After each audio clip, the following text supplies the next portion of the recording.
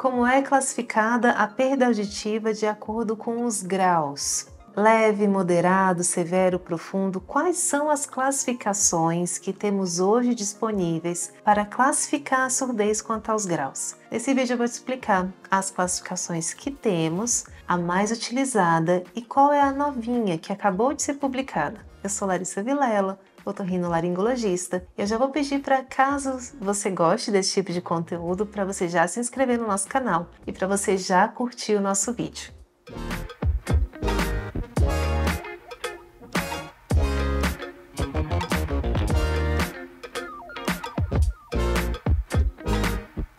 Para classificar a perda auditiva de acordo com o grau, existem alguns padrões de classificação.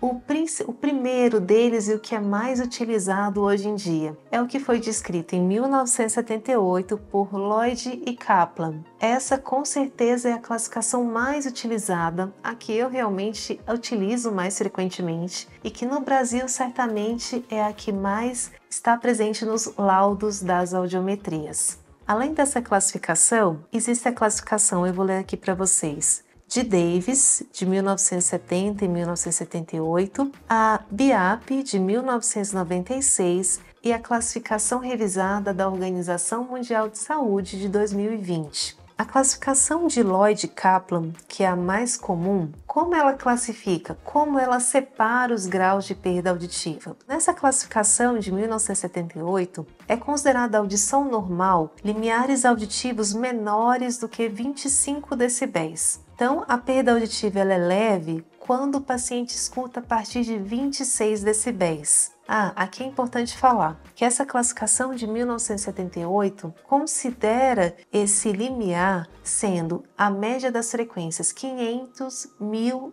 e 2000. Para esses autores, se o paciente tem uma média nessas três frequências a partir de 26 decibéis, essa perda auditiva é classificada como de grau leve. Se essa perda auditiva se o paciente escutar a partir de 41 decibéis, ele já entra no grau moderado. O paciente que escuta a partir de 56 até 70 decibéis, ele entra no grau moderadamente severo. A partir de 71 decibéis, no grau severo, e a partir de 91 decibéis, perda auditiva de grau profundo. Essa classificação, ela traz 5 tipos de perda auditiva, começando a ser considerado como surdez, perda auditiva, limiares a partir de 26 decibéis. Essa é a classificação mais comumente encontrada nos laudos da audiometria e que até hoje aqui no Brasil é que a gente mais usa, apesar de ter feito essa revisão em 2020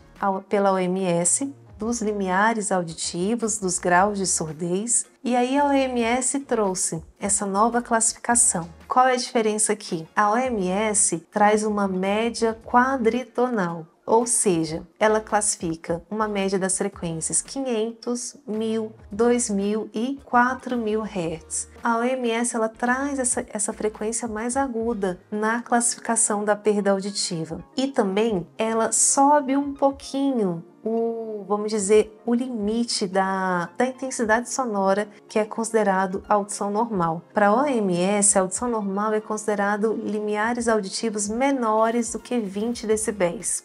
Paciente que está escutando ali na média 23, 24 decibéis, pela OMS já tem um grau de perda auditiva. Pela classificação anterior, ele ainda era considerado um paciente com uma audição normal. E aí eu vou ler para vocês quais são os outros graus de perda segundo a OMS. A audição normal, limiares menores do que 20 decibéis. Perda auditiva leve, quando o paciente escuta somente a partir de 20 decibéis. Moderado, paciente escuta a partir de 35 decibéis. Moderadamente severo, quando o paciente escuta a partir de 50 decibéis. Severo, a partir de 65 decibéis. Profundo, a partir de 80 decibéis. E ele traz uma classificação que eu achei muito interessante, que seria a perda auditiva completa ou surdo. Um paciente que tem limiares auditivos maiores do que 95 decibéis. Ou seja,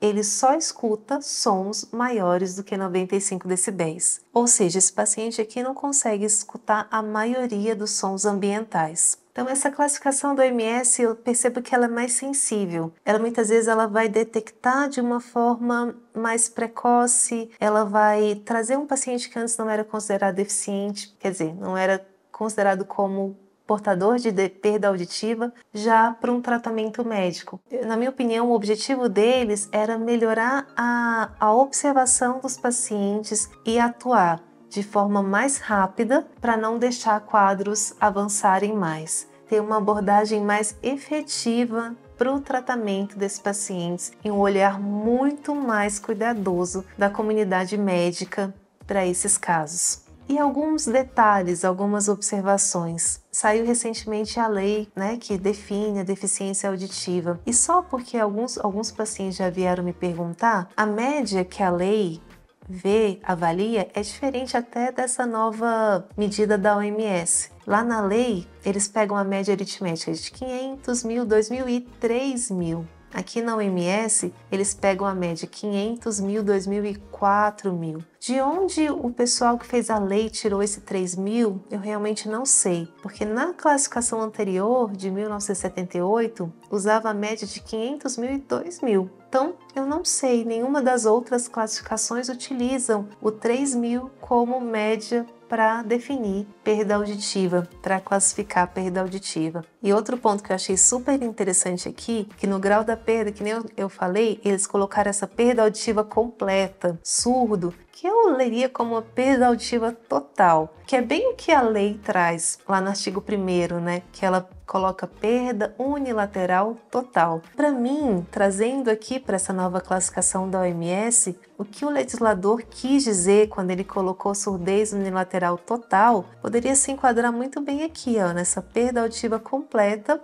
/ surdo, quando o paciente escuta somente a partir de 95 decibéis de intensidade sonora. Mas isso daqui é só um link que eu estou fazendo. A gente vai precisar de mais esclarecimentos do legislativo para saber ao certo o que eles quiseram dizer com a perda unilateral total. E essa classificação revisada da OMS, pelo menos aqui na minha cidade, ainda está sendo muito pouco utilizada, apesar dela ter sido publicada em 2020. Há mais de 3 anos. A gente ainda usa muito aqui, e eu no meu dia a dia ainda uso muito a de 1978, de Lloyd Kaplan. Simplesmente porque é a mais habitual, é que está mais medular na gente, Só de cabeça a gente olhar uma audiometria a gente já sabe, só no bater dos olhos com a classificação. Mas eu acho muito interessante, mas ainda não está popular aqui, no meu meio, na minha área de otorrinolaringologia, das audiometrias que eu pego, que eu avalio. Qual que é certa e qual que é errada? Não existe certo ou errado. Todas as classificações elas são embasadas, têm estudos por trás e são corretas.